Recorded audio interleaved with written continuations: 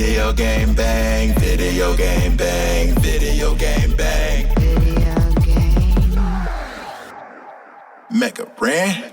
Live from the sack, it's the livest. In fact, I'm putting rhymes on this track to put my guys on the map. Cause they giving you the latest on everything on your playlist. This bet the safest, from basements to greatness. Updates, geek news, tech talk, and reviews. They can summarize it so you ain't gotta breeze through. Listen once and you're forever fans. And I'm not saying it because their theme song features Mega Ram. Might think you fly, but ain't nice as my guys. Got eyes on the prize, so like and subscribe. We back in the booth. I think that they gon' eat this up. The ultimate source of all geek media. Other podcasts, they just don't match up. Need proof? You can check the archives and catch up. Stats off the chain, we have rearranged the game. It'll never be the same. Now it's time to feel the bang. What is up, my pizzas? Cory, Vincent here. Video Game Bang is back. Yes, it's feels so good. It feels good. Just hearing that theme song. That's probably the only reason I show up sometimes, so I can hear Mega Ran sing of our accolades. You hear that? Updates, geek hyped. news. I know, it gets you hyped. Congratulations. I don't know if it's my headphones, but I could not hear it that time, like almost at all. Well, you are using those dirty Corsair headphones, so I don't know about that. I don't know about that one, dirty. Jada. Those dirty, filthy, lazy Corsair headphones. You gonna send me some shock themed ones then? There we go. Mr. Head Shock person over here complaining You go about make my headphones. Out the window. But when I do, I use Sennheiser Gaming, the best. No, we're not even sponsored by them. I have no horse in this race. I'm just busting your chops because we go so far back. Welcome to the show. I'm going to go in order of seniority this time, and that means Jada, you get the first intro. How you been? It's been forever, and it's good to see you. It's been good. Just been chilling, still doing my game dev work. I just joined on with an indie studio called Dark Star Games. Going to be putting out a upcoming MMO RPG for PC, PlayStation, and Xbox. And that's going to be dropping hopefully next year. The window is still finalizing, but okay, cool. That's what we're looking at right now. Working there as marketing and PR. But also going to be helping out on the some of the script writing and possibly voice acting. That's the beauty. That's the beauty of those startups and indie things. Whatever your skill base is, you could kind of just, if you get in the right spot, explore that. And you got such a wide variety of skills you've picked up from the theater days of Natomas High School to all the greatness you've achieved with Nerd Reactor and beyond that with what were you doing with Fandom? Yeah, so good to have you back. Always good to have your wide base of a former GameStop manager. Can't forget that. One of the most important things. Forged in the fires of GameStop. Jada rose like a phoenix from the ashes. Before it was a meme. Yeah, before. Well, I mean, I don't know. Maybe it always was a meme. Kind of always was a meme, yeah. Was it? I think it was a meme before memes were really a thing, though. There was never, I don't know. There's never a spot, I think, where it was like GameStop is the joint. Like you go to GameStop on a Saturday night, unless something big comes out, then it was pretty popping. Yeah, but it's cool to track your progress because last time you were on, you were talking about just starting to dabble in, making your own games and that you were looking at indie developers and then, you go away, you come back and progression. That's what you like to see. You can't stay static. And he never stays static. He keeps on moving. Can't nobody break his stride. Can't nobody hold him down. Oh. Kyle. We've got to keep on moving. Kyle the winner. What's going on, man? How you been? How's your first week of community management? You were thrown into the wolf pack. How did you come out? How's it going? It was good. I was not jaded or thrown off or I haven't cried in a corner yet. They haven't broke you yet, huh?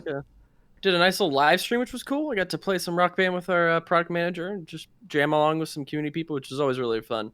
Like just being able to just play the game that I've spent so long working on, and I'm I don't actually play it. And I got access to the secret account with all of the DLC too, so I could. I had every song, and so that's the perks of that's one of the reasons why it'd be really cool to I'd always wanted to work on like League of Legends, just so I can get like the League of Legends like dev account, so I can finally play all the. You know what's crazy is that I think that's a rare thing. I think you got a good company culture over there because when I was cruising around in the Smite scene for a minute, our boys were 2 times champions. And they wouldn't give them like unlocked accounts at that point. It's like these guys beat your game twice.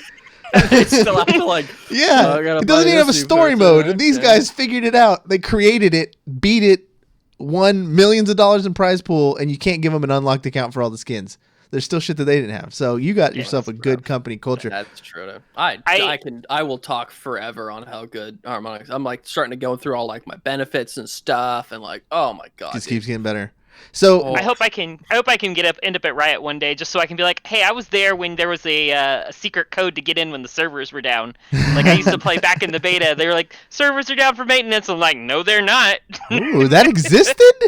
That existed. Well, we'll see. So what was there any surprises? Is there something like, I thought it was going to be this way? I thought there was going to be, very little activity and there ended up being a bunch. Or I thought everybody was going to be a toxic jerk and then they all ended up being amazing. Was there like some thought you had getting into community management that surprised you?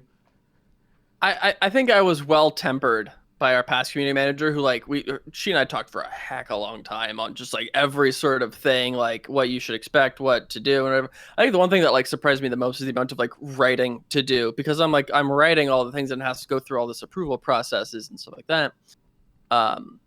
And so like I do weekly blogs. Like, dude, I don't write ever. Like I didn't write besides like communications with people since college. I'm like, oh, I'm done. It was my last essay I ever wrote. And I'm like, oh god, I'm like doing it again. And it's like, I can still do it. It was just like, how do you?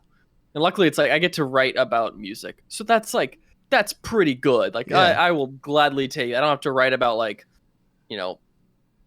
Descartes and all the his difference of opinion compared to like, Kant or all these other different like I can just talk about like, oh, this band's really cool, I like their music. Like I got my first assignment was writing about a Day to Remember. I'm like, I like a Day to Remember, cool, I like them and their music, I know about, I've seen them live. Like just it's always a nice wow thing to do. Do people comment on these blogs? Do you get to see, are people like, man, this dude's a crazy idiot or what? Not on the blogs. But obviously like I'll post it on like a tweet and people can comment on it, and they'll usually like give their very honest feedback on whether or not they are a fan of this particular week's artists that we're releasing as DLC. Some people are like, and it's funny too, because it's never a universal agreement. It's never like, oh my god, this sucks, or like, oh my god, this is great. It's like there will always be far yes, far no. Like I don't know if we'll ever get one that's like truly like, oh cool, yeah, I like that. Yeah, that's the part that is always the strain, especially towards the beginning. If you're used to running a personal account that gets tons of activity or something, maybe it's different. But when you first put your hands on the keys of the organization account and put out those first tweets and start obsessing over each and every single comment and feeling that everyone's a personal attack on you, it can be stressful. And it still to this day happens, but I've just gotten much, much better. And Twitter has gotten better too, because it automatically can detect like the tone and pushes all it the to toxic ones right at the bottom. It does. It'll sometimes make you like unhide them automatically. It's just like Twitter's just like, oh, this dude's on dick watch. So, we already know he's a dick. So his comments are relegated to the dick zone. And so that's kind of cool. It's made things a little better, but yeah, it could be stressful. I could just say, stay strong, laugh about it when you can, especially when you got cool people having your back and that, every time, and it just happens. We're in video games. So congratulations, proud of you. Keep it up. Is there anything, what was the biggest thing? Is there any big news coming up that you can share that's the type? Not really. We mostly are kind of on the just continue like trucking along, putting out new stuff on a weekly basis. As soon as we like have a thing that we can talk about of like a new thing, I will be so hyped to be able to like finally be part of a announcement for a new thing campaign, which I'll be super stoked on. Wait, we can pop your little cherry, come on the show and talk about some big news. We'll give you the spotlight. I'll be so hyped for that moment. I'll make you a little theme song. It'll be fun. Yeah. Well, if you do catch the ear of whoever's making the decisions over there, just make sure we get a lot more Hall & Oates. I think Hall & Oates has definitely been underrepresented in Rock Band. You know, tell your boss I can't go for that. I could pass that along. I can't go for that, Kyle. That's my favorite thing is people are like, "Oh, put more of this band." I'm like, hold on, bud, hold on. Listen, I've got a list of artists I want to get into that game. I have ones that I want. So I will gladly pass on that. But like, whew. As soon as I get my artists and the people that I'm like, yo, I feel like everyone needs to listen to this band. They're so good. I gotta get those in there. So we got some news. It was a fairly busy week. When I first started collecting notes, I was a little worried. I was like, this is going to be a little slim pickings. But no, actually, there was some stuff going on. One of the big ones is that Sony has just patented they just claimed a new patent that basically means you could one day start seeing AI take over for you. So you don't actually have to play your own video games anymore. So it was interesting. Of course, there's people that are just scanning all the patents and all the trademarks and copyrights all the time. This one got fished out. And I thought something like this kind of existed already, Jada. Wasn't there like racing games in the past that would study you, and it was like a big feature that when you're offline you're still racing? So there has been something like this in the past where, yes, and it's a lot. I think it's been prominently in racing games where I think it also the games learn from you and will like kind of create time trial ghosts and stuff based on your performance, and like so it doesn't follow your exact path, but it will actually play like you. I wish I could remember the games that done it. There's been a bunch of games where they literally learn from you and just kind of evolve. I'm kind of hyped for this though, the PlayStation taking over my session, because that means now I can finally play 2 games at once. It's going to help with clearing through my backlog so much. I'll be able to have a game playing on one screen. I'm like, yep, that's what I want to do. That's what skill I want to level up in Final Fantasy. I'm going to keep playing my League of Legends match now. Wow. So that's where your priority's at. Why wouldn't you just put the AI bot in League of Legends? Because I hear you're a bot anyways. No. Yeah. I'm about to hit gold finally. After a very bad slump early in the season, I'm about to hit gold again finally. Okay. So okay. There's the trolls. The trolls were out at the beginning of the season, which, if past Jada would have reminded future Jada and current Jada that don't play at the beginning of the season, because that's when the trolls are about. So I talking about that AI thing. It was on Forza, I think. It was one of the Forza games, because I got it as a launch title on Xbox One, and that was one of the features. And my uncle got it too. And it was one of those games where I got, and we were supposed to play together, and we played together like once and never touched it again. And in that match, I was like hitting walls. Like, it was my first game. I don't play racing games. And so when we did, I'd had the shittiest first run ever. And then years to go, anytime someone would play again and my avatar would pop into their match, they're like, dude, you are an idiot. It's like, why does your AI just constantly ram walls? That's why it's a two-pronged sword. You might really figure out how bad you are at games this way. Another one I remember, Smash Brothers actually does this with the amiibos. Kinda, but is that learning your play style? Like if you when you play that character, and you save that when you play you play as that character and you save that data to that amiibo, it remembers your play style and it will play like you. So if you're playing, Mario and you just spam fireballs, your amiibo will spam fireballs more often than not. Okay, that's cool. So there's a little bit in Smash. It's definitely nowhere near as advanced as what I'm sure PS5 is doing, but it's been there in games. But this is cool that Sony's trying to revolutionize it and make it big. What do you think, Kyle? Is this just weird? Like, does this need to happen? It is a bit weird. It's kind of like one of those like solutions to a problem that could probably have an easier solution. It's like the SpongeBob just pushed the city away from the worm kind of solution. Yeah. Of like, well, if games are boring and people don't like them, why don't we just have something play the games with, like, or just make games less boring? Parts that don't feel obnoxious to grind. Like, I don't want to have to grind some, literally like in the South Park episode of World of Warcraft, like, we're just going to spend our entire summer in the forest killing boars. Like, don't make people do that. And then you don't have to have an AI play the game for them. I think there is interesting points for it, but like, I feel like we have yet to kind of, and maybe this is what they do. Like, maybe they like buy the copyright or like the technology for it, and like, this is a cool thing. We're going to see what we can do with this. And maybe they're not quite solved it yet, but I'm just like, I feel like we don't have it yet arrived at what this can be. The one thing, the one counterpoint, and one thing I can see this kind of AI kind of playing out and being effective is there's a common trend in gaming, and you guys have probably all done this. I've done it many times, but if you are trying to level up your character or get this loot to drop or something like that, and it's easier than progressing through the game and doing different things and waiting for it to drop, us as gamers will sit there and we will kill that same enemy 100,000 times to get this one drop versus going through the rest of the game to get this experience or these other drops that are probably better. But because we want this one drop, or this is a easier way for us to advance our character, we'll sit there and, reload that area 100 times to max out a character that we don't want to use and stuff like that. AI for something like that could be pretty cool.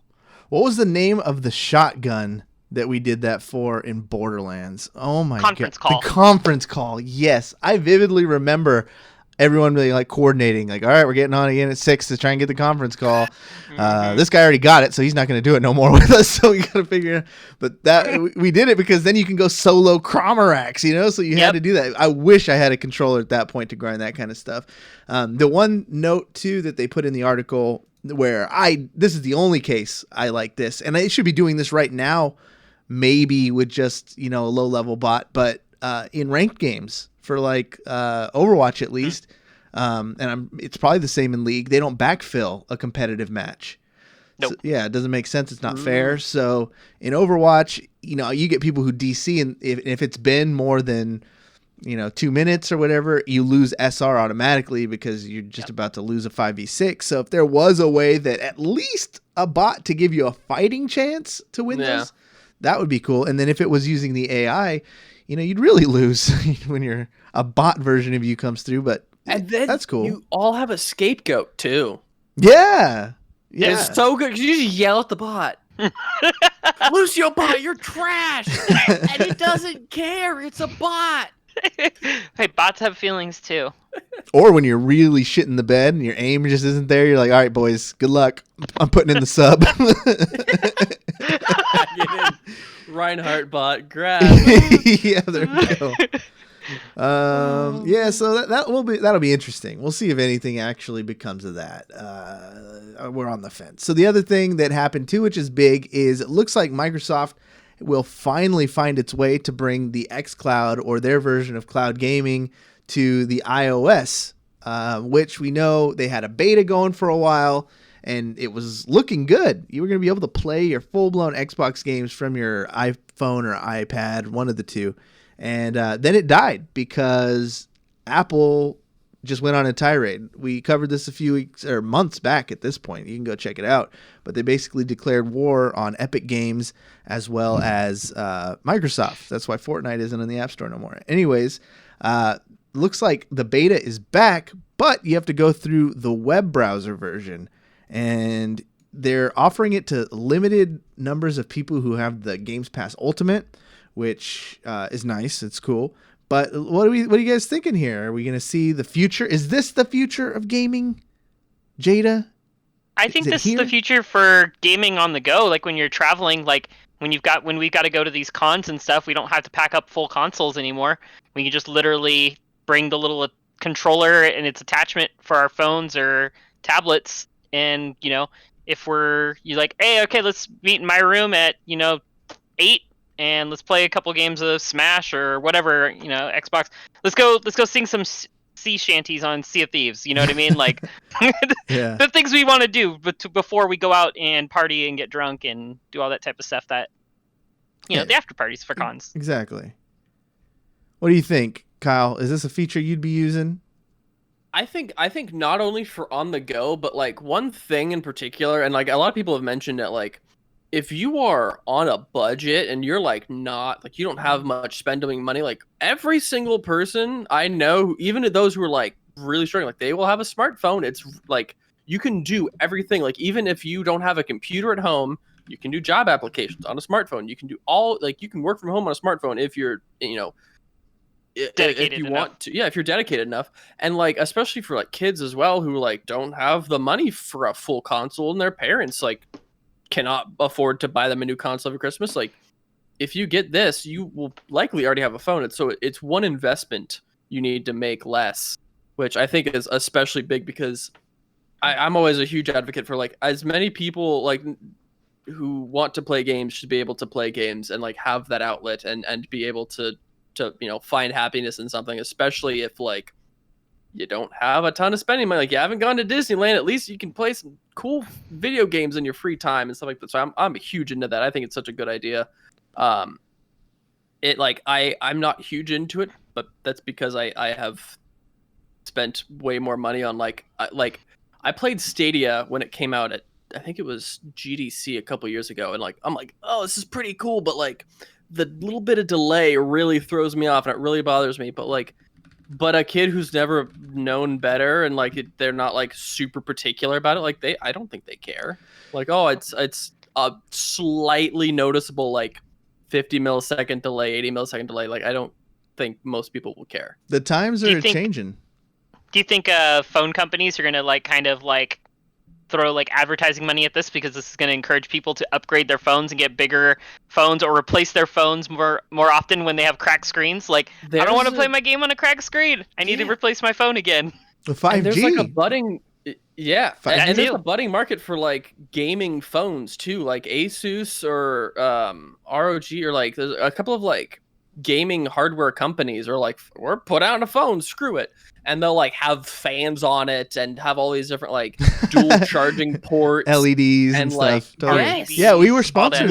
Shit, dude. The Shock were sponsored by an Asus ROG phone, and that was the thing. Yeah. They sent it to him. We did like a video of them playing Clash of Clans or something, like because they're trying to get into that space. And at that time, I don't know how forward thinking they were, but we're in a massive little chip shortage here. Like I see a lot of people on the friends list hitting up Twitter being like, I can't get a graphics card. Like I've been trying to get a graphics card for months.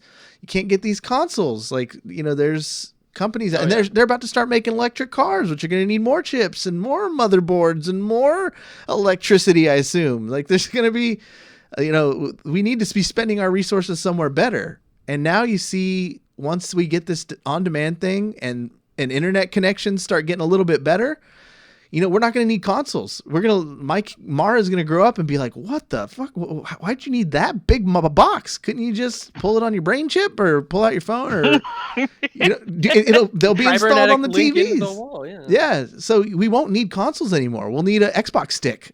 Just like it'll cost $30 and it'll run everything from your Games Pass. That's where we're going. It's just, they lose money on all the consoles. It's been like this forever. They make the consoles at a loss and make the money on the software. So you eliminate that giant cost and you could still provide a sick product. So this is big. It's significant. Hopefully I want it to work. I want it to be great. Then there'll be no console shortages, so we'll see where that It'll kill the scalpers. Yeah. And just push us forward. Cool. So the next story we got here, I'm going to let Jada talk about it because you dropped it into the show notes. What's going on with this Groot thing?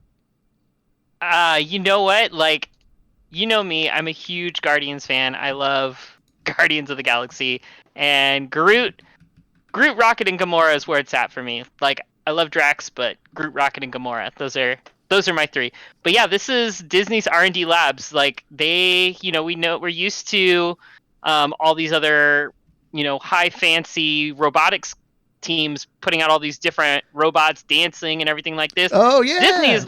Did you ever Disney get to is- go to? Were you in the school where did we go see the robot together? Remember Asimo? I remember that, but I don't like. It was a big deal. We were I can't remember it like vividly right now, but it sounds so familiar. It was high school or middle school. They packed us up, took us to the college, and Honda did a presentation of this robot called Asimo. And if you look at it now, it's kind of comical how terrible. Like, it looks like something out of the Jetsons. And it took like 3 steps, and we were just, whoa. And now you see him like box jumping, and they're insane now. So what's Disney doing with all this new technology? You know what's funny is that Honda Asimo robot is actually referenced in the article. It just Oh, really? They just retired. Yeah, they just retired it back in 2018 apparently. So Asimo's lived a full life, Cory, for a robot. And then they disassembled him so they could build more. What would he? They could create Groot. So they could make Xbox. Oh yeah. Basically, that's where our 3080 graphics cards came from. No more Asimos. But yeah, I mean, the really cool thing about this is, like, you know, a lot of these robots are so kind of like very frail and kind of, like, they're very sensitive. But this one is like this baby Groot. Like, if you guys look up the image and the video of this, like, it is so unbelievably real looking. Yeah. It is ridiculous. It's like this is literally the Disney bringing comic books and the MCU literally to life.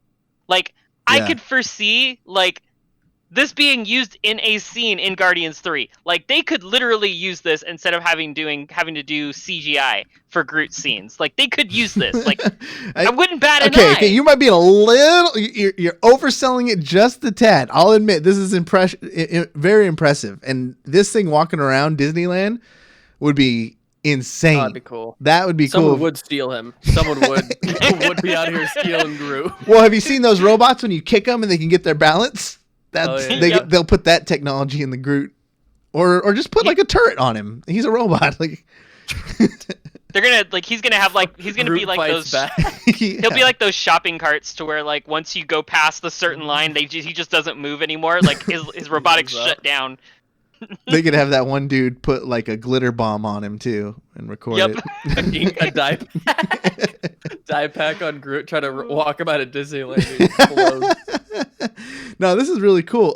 Speaking of Guardians of the Galaxy, I mean, I don't really follow all the celebrity drama, but I know a lot of people don't like Chris Pratt anymore. I'm assuming he's like a Republican or something, and people just turned on him. I don't know what's up, but there's been this new trend of like Jack Black love, and so I saw some petitions and a lot of chatter saying that Jack Black should have been Star-Lord. And I love Jack Black, don't get me wrong, but come on, no, he could have been no Star-Lord. Yeah, I like Jack Black, but I feel like after I've watched a movie with Jack Black in it, I've got enough Jack Black in my system for a year. Like, I don't need to hear or see Jack Black for another year. Which, I mean, I guess is fair with Guardians as well. Like, it's the same thing. Like, we see Star-Lord once in a year, but, like, I go back and watch Guardians all the time. So, but I don't know if I'd be able to do that if Jack Black was Star-Lord. I don't know. Nothing against Jack Black. I like him. He's a great actor and he's a great person, but I get my fill and I'm done. Yeah, I just don't want to see Star-Lord doing those weird Jack Black body moves he does in everything. You know, like, it just wouldn't work. What do you think? Where do you stand on the Star-Lord debate? Chris Pratt or Jack Black? Who would do it better? I think Chris Pratt's a okay actor. I think he's got some funny characters.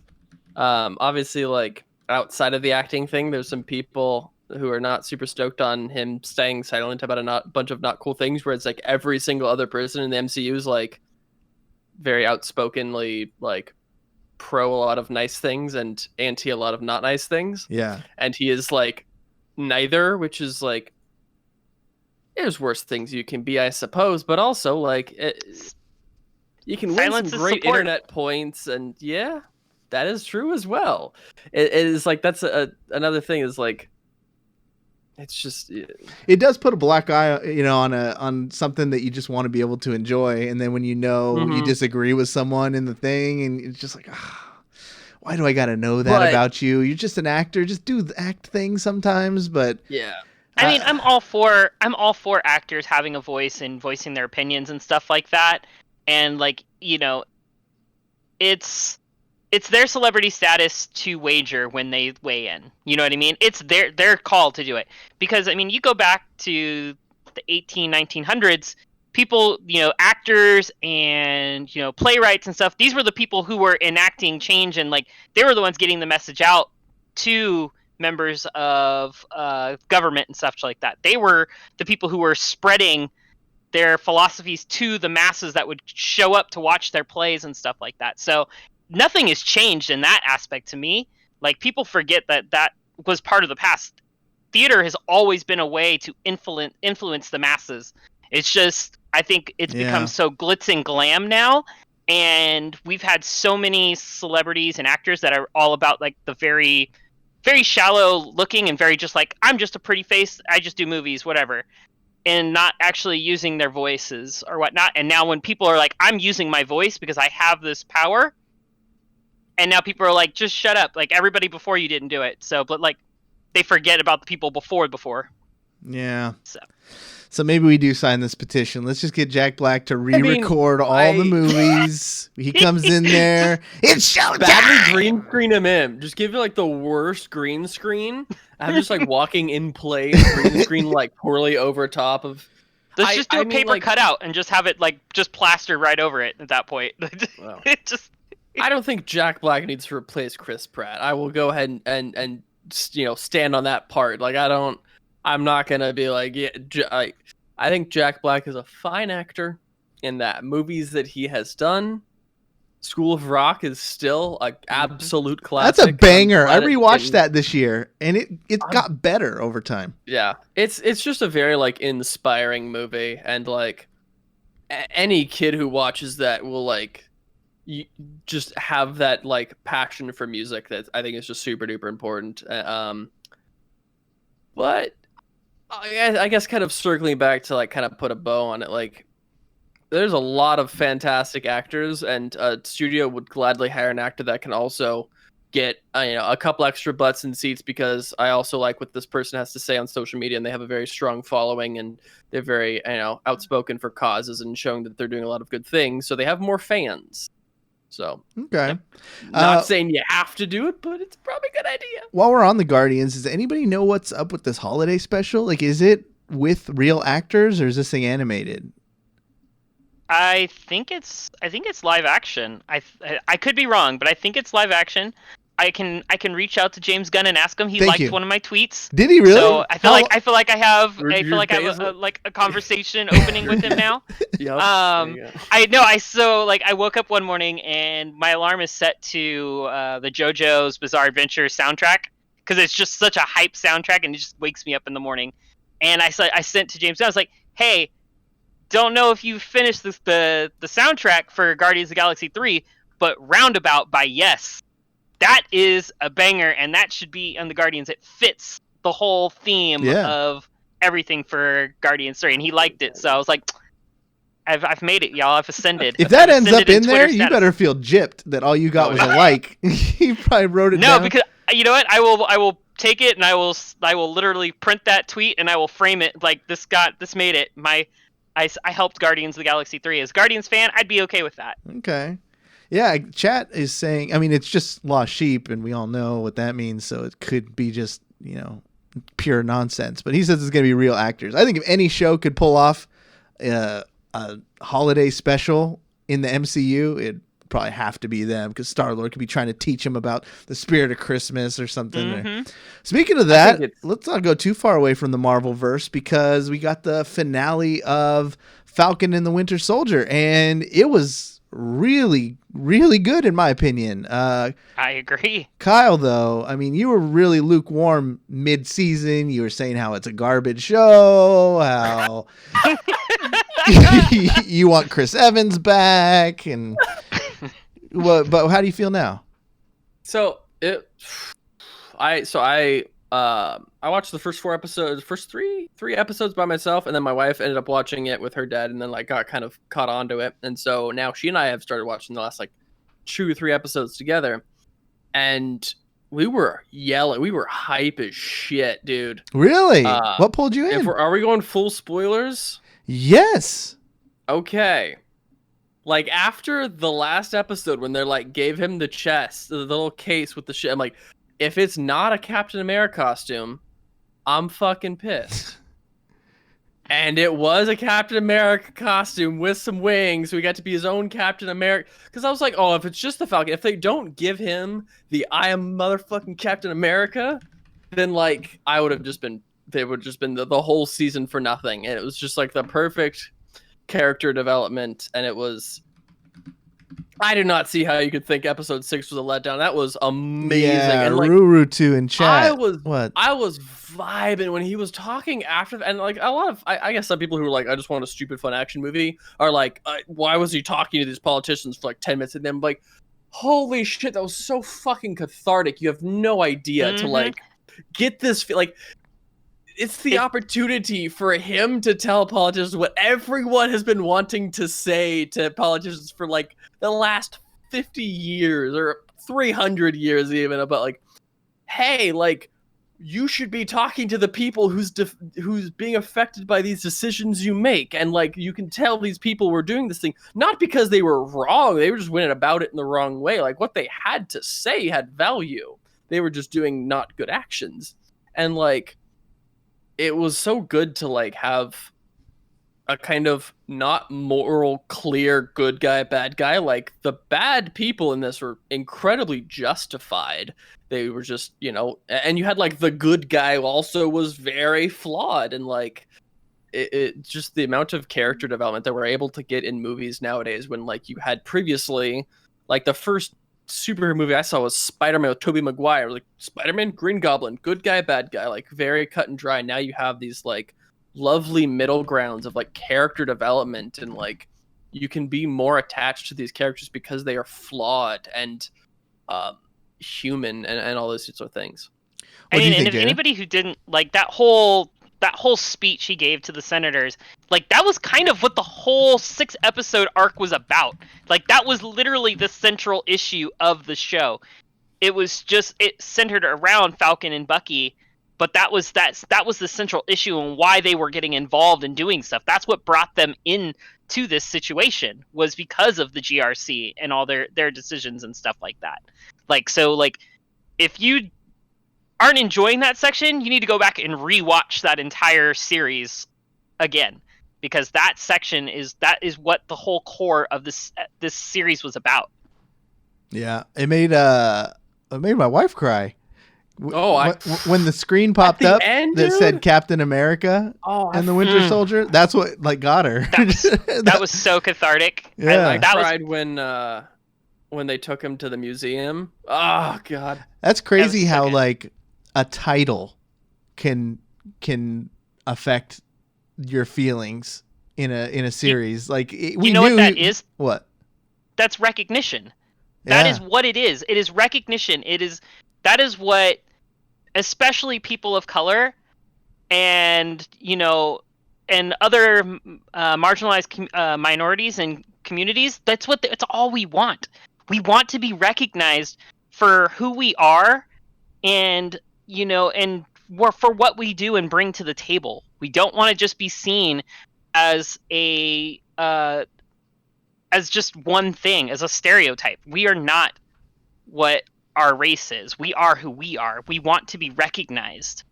So, like, that's what it is. It's recognition, and it's such a powerful thing to be able to give to so many people. It was it was big. Yeah. It's just crazy. Yeah. It was really, really good, feel good thing. And he's just badass. Like I love a good montage. I know they get cheesy, you know, sometimes, but that montage told me that the next time we see him, like that's going to be every bit of powerful within the MCU as like Steve Rogers was. Like, you know, when Captain America enters a fight, you know, things are going to change as Captain America's in the fight, you know, and this felt like that montage was getting him ready. They dedicated, that was a long fucking montage too. And it was worth every bit, because when he comes back onto the scene with the mixed hybrid thing with the new suit and the wings, and he's throwing the thing, like he's using the wings to grip things, and it was just awesome. It was so cool. Yeah. In chat, he was like, there wasn't enough action and it felt rushed. But to me, the action was just those sequences. It doesn't have to mean someone's punching someone in the face. You know, how their equipment is interacting and saving things from falling off cliffs. And it was so well done. It felt full-blown movie quality. I wish I got to see it in the theater. It was a 6-hour movie, basically, with just nice little breaks in between. But I think one of my favorite things was, like, it kind of helped define the place of Captain America within, like, the world and the country and superheroes and stuff like that. Of, like, it kind of battled with this idea of, like, Captain America is never who wants it. It's always like who it deserves it, and like they don't want to be it, but they need to. And like it's not about what America is, but what America could be, and like being that kind of optimistic hope in an otherwise like pretty bleak environment. It's always this really nice like thing to see. Like, okay, well this guy says he's Captain America, but we all feel he's not. Yeah. We all feel like he's a fake. If you need to tell people and not just let your actions do the talking for you, you're not like it. And if you are, you know, a tool of the government, like you are not doing better than them. You are just an extension of them. Whereas Steve Rogers and now Sam, they're both like, they are greater than what, you know, America is. It's what they represent, like what it can be if we all work towards it enough. And so I think that that's like a really phenomenal message to be able to put out as well. It's fantastic, man. They just keep knocking it out of the park. Like just when you thought, I honestly thought WandaVision with all the magic and all the craziness that was going to be more the style of Marvel movie I like. Like I always lean towards Doctor Strange over I would, you know, any of the Captain Americas, just because I'm not into espionage type of spy thrillers. I like to see things go boom and see. Love me some spy thrillers. It's okay, but I just like to watch things go boom and disappear and magic and dragons and stuff. You know, that's stuff that gets me going. So I thought just WandaVision would satiate that better, and it did. It was amazing. But I really can't even pit these against each other in a power ranking. They're just both S tier.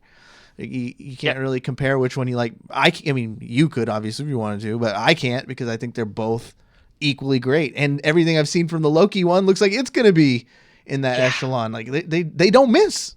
They don't miss. They figured it out. I'm excited. They announced today that, you know, the writer for Captain Falcon and the Winter Soldier is going to be writing Cap 4. That's awesome. They already announced it. Like he's already writing the script for 4. So hyped. Yeah.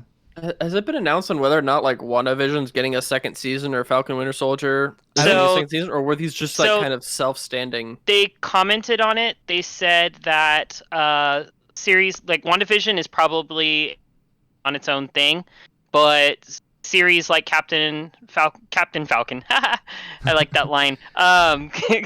Captain America and the Winter Soldier and Loki, they lean themselves more towards having multiple seasons. So there is more of a chance of those ones having follow-up seasons.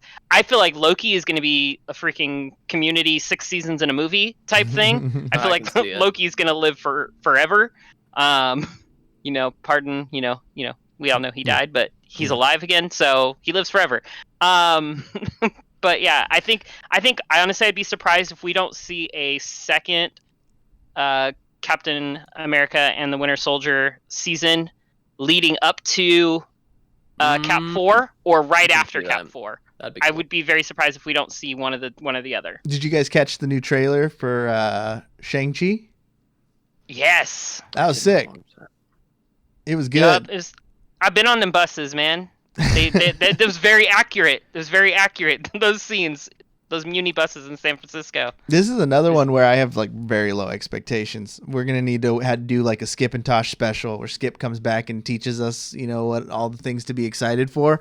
Because I really didn't know. I just know like it was badass, so I'm gonna go see it. But I couldn't get excited on like that deeper level of knowing. Oh my god, that was the 10 rings of this. I think I'm just excited about it because it's going to be so practical with a lot of their fight scenes and stuff like that. And I think the choreography is going to just be fire for that movie. Yeah. So the other thing we got here, speaking of the movie world and video games and comic books all crossing in together, the Mortal Kombat movie is officially out. I don't think any of us have seen it. However, they did put the first 7 minutes on HBO, and I did watch that, and I can't wait. Jada, I'm sure we've talked about it on the podcast before, but are you a fan of the original Mortal Kombat movies? What's your take on those? Hell yeah. Let's go. Hell yeah, we've talked about it. Yes, I am a big fan of the original Mortal Kombat movie. The follow-up, I don't remember as vividly, but the original was great. I mean, for its time, the choreography was great. It was cheesy enough without being just like, ha ha ha, this is video games in a movie. But it was just over the top and cheesy enough to where it was just I enjoyed it. And from what I've been hearing from people who have already watched it, like they put it on par with the original, which I'm okay with. They put it on par with the original. Yeah, I think it's one of those things that like it's probably an expectations thing. Like if you go in expecting the Avengers or like Citizen Kane, like yeah, you're gonna be disappointed. But like I think the original one, it's like it's a fun movie, and I think like that's what it's striving to be here as well with the newer one. Like it's not, the writing's not going to be amazing. It's not going to be like you're probably not going to cry. You'd be like, that was cool, that was fun. It's like Kong versus Godzilla. Like it's just fun. Who cares? It doesn't need to win an Oscar.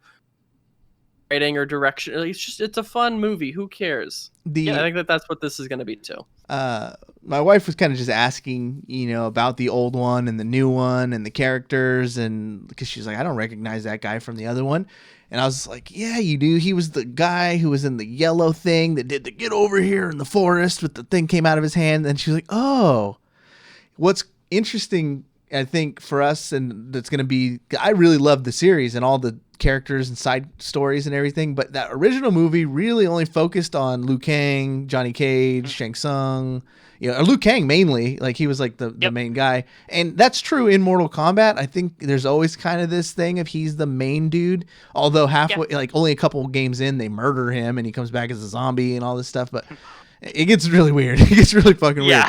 However, Mortal Kombat, he wasn't ever like the main pick guy. Like it was always about Sub-Zero and Scorpion and those dudes. So what I think is cool about this is that they're giving movie time to the characters that we all liked, not necessarily the ones that were the main characters. It's a weird thing just for fighting games. You would really have that, I guess. Who were your favorite characters like across the MK verse?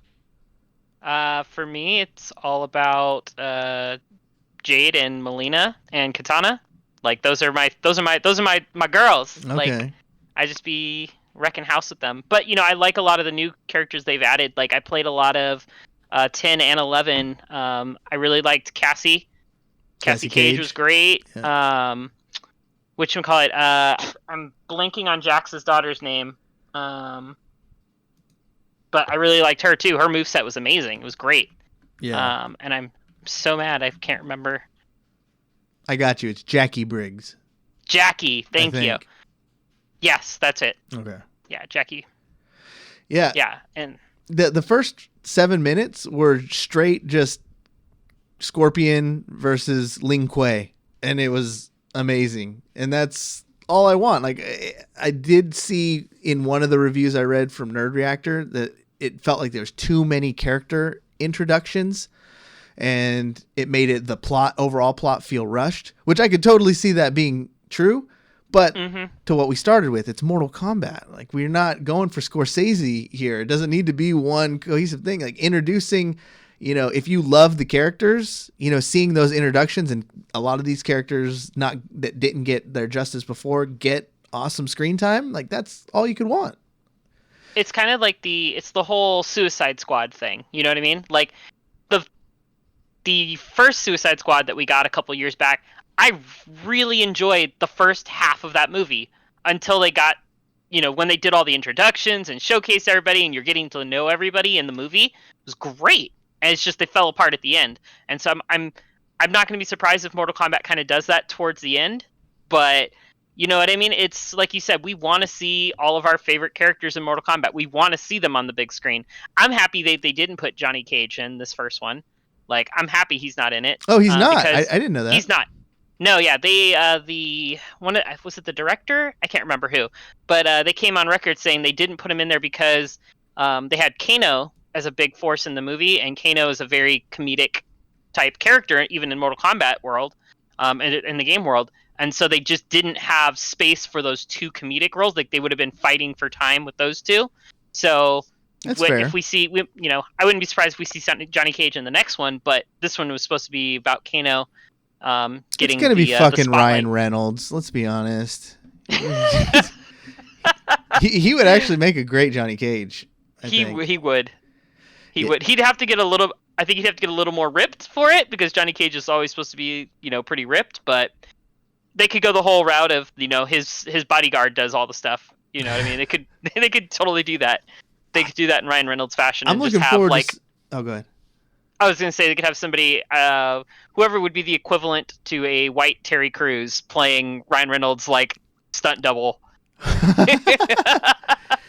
That'd be a Ryan Reynolds joke. Just CGI his face off and put it on like some absolute ripped bodybuilder guy, dude. Just does stunts. Were you a Mortal Kombat fan of the games at all? I know you have. You just watched the movies, right, Kyle? Recently? I watched the first one. Was not impressed, like if the I recall. OG one about a year ago. I've never been into fighting games much at all. Okay. I think it's Project L or whatever the right ones. I'm interested to see what that's like because it's gonna be interesting. But that is so not my world. So I don't know the characters that well. Like I've played a little bit. I know most of the characters and stuff like that. And I think that's maybe why I'm not chomping at the bit to watch this movies because I've never really played more than 4 hours of a Mortal Kombat game in my life. I think it'll be a fun movie, and that's about it. That's all I got. I think it'll be fun. I want some of that Goro lore that we got robbed of in the first one. Goro looked hideous in the original one. If you watch it, that little big animatronic thing comes out and he gets hit in the nuts and his eyes pop out. It was crazy. And then just the little shots we've seen of new Goro, I'm awesome. That's going to be awesome. I want to see, and he comes from a whole race of those people. So I know this first one's probably going to be kind of grounded towards reality, but I hope they start going into the Nether Realm and all these other different places and start seeing some more of that lore, because I think that's the one thing that separated Mortal Kombat from other fighting games. I think it actually does have a pretty nice premise and story, so that'll be dope. It's definitely a lot deeper. Yeah. Last news story we got here is the Sonic 2 movie set photos, and there was some Knuckles action going on. This was another one you dropped in, Jada. What's going on? Are we getting Knuckles? Yeah, Knuckles is, they saw props for Knuckles on scene, meaning that most likely we're going to see Knuckles in Sonic 2. I personally really liked the first Sonic movie they just brought to the live action. I really liked it. We all know Tails is going to be in it due to the post-credit scene in the first one. So you see, they had on set, they had Sonic, they had little dummies for Sonic, Tails, and Knuckles all standing next to each other. So they're obviously going to align. There's other set photos I've seen have popped out. They had a Mean Bean Cafe, which if anybody is big Sonic fans, will remember Robotnik's Mean Bean Machine, which was a Puyo Pop Tetris style game back in the Genesis days. Yeah. And then one that I missed that I saw an article about, though, there's a helicopter and it has SA2 on the top, which, most people look at a helicopter, whatever, it's just a call sign. But if you played Sonic Adventure 2, the first helicopter that you escape from in the very first level is SA2, the Sigma Alpha 2 command or whatnot. And so you're escaping from it. So that's another awesome Easter egg. So I'm super excited. That's was probably my favorite part of watching Sonic for the first time in theaters, was what Easter eggs can I find? What Easter eggs are there? Just looking for Easter eggs. Didn't even had a hard time paying attention to the rest of the movie and what was going on, because I was just looking for Easter eggs. But after watching it a couple times now, I actually do enjoy just watching it, but also noticing all the Easter eggs. So I I'm need to excited watch to it. see more of those. I need to watch it. I don't know It's how. on Hulu. I know it is. And I see the ad, and I just need to do it. Date night, Elizabeth. That's what we're doing. We're watching. You can watch it with Mara too. Mara, it's totally great. It's great for kids. She's annoying. I don't really like my child. She's just she like if it's TV, she doesn't care about it unless it goes like slow. I noticed, so it has to be like Mickey Mouse Clubhouse. If things are moving too fast and going, she just kind of loses interest. But if it's like Mickey Mouse talking real slow and bright colors, she'll check it out for a minute. She's about to be Makes one. sense. It's About crazy. to have a 1-year-old. She was born like right as COVID was happening. It's been an entire year. Time flies, man. It's crazy. Before we go into that one, hits blunt mode in the after show, let's go back around and see what everyone's working on, Jada. So anything you want to announce? Where can people go check out the indie game you're working on? Right now, they can just check us out on YouTube. It's under Greater Powers.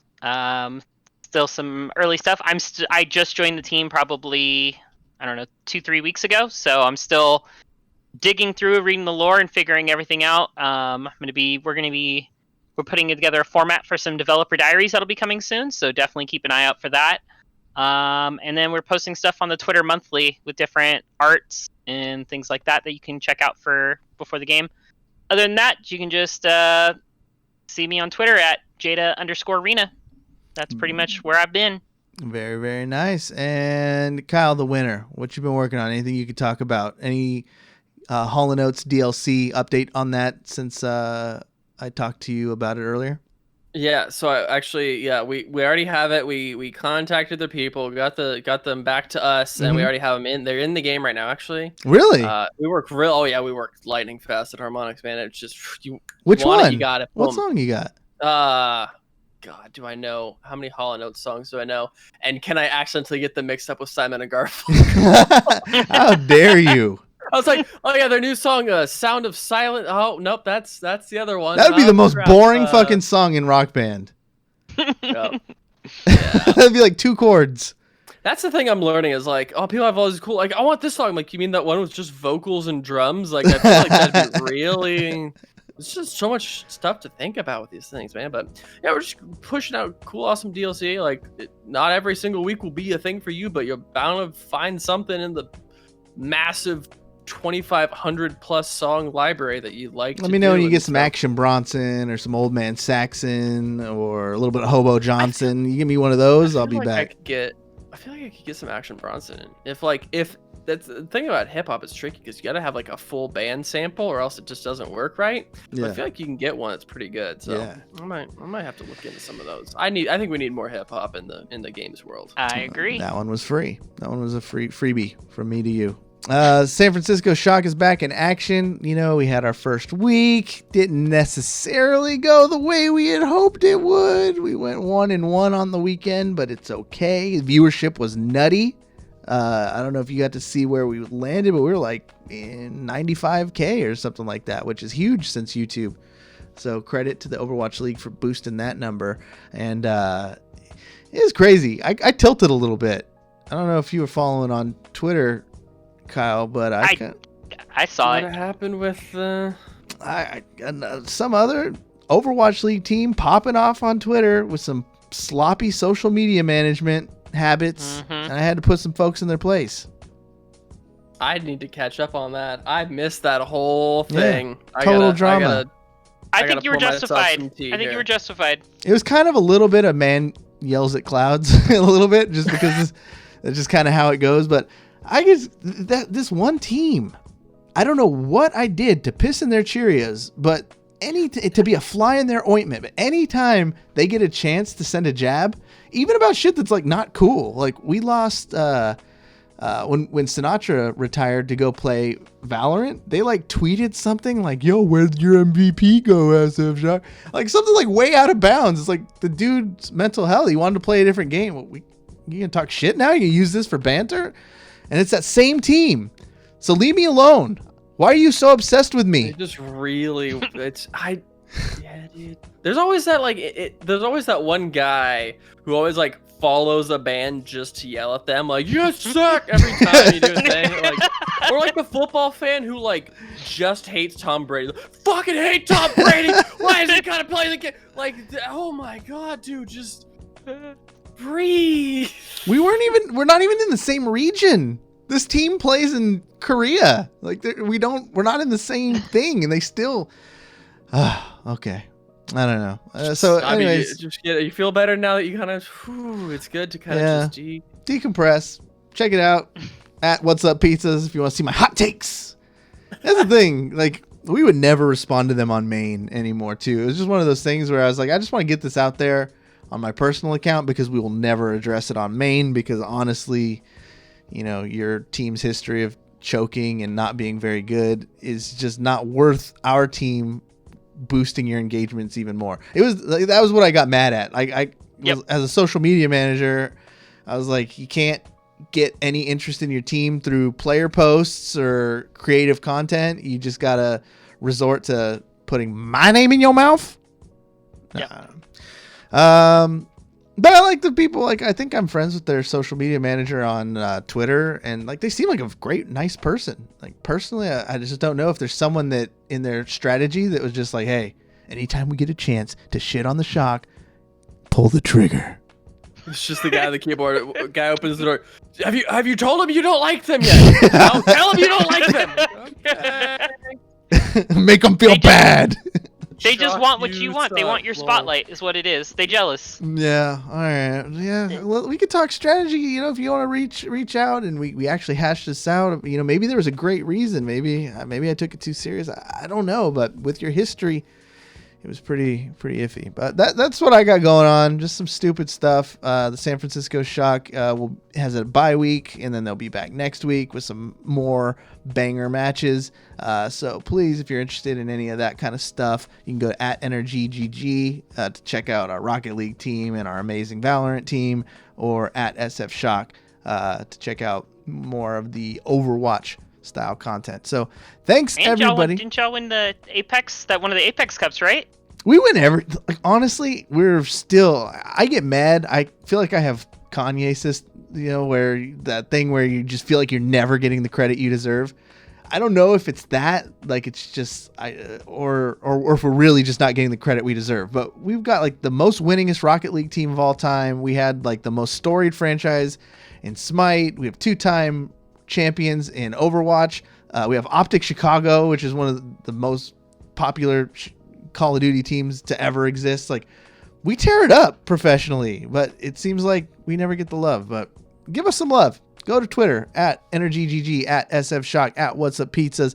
This has been a great show. We ran lean, and I think we were efficient. So thank you so much for joining us, Jada and Kyle. My name is Cory, saying you've just been banged.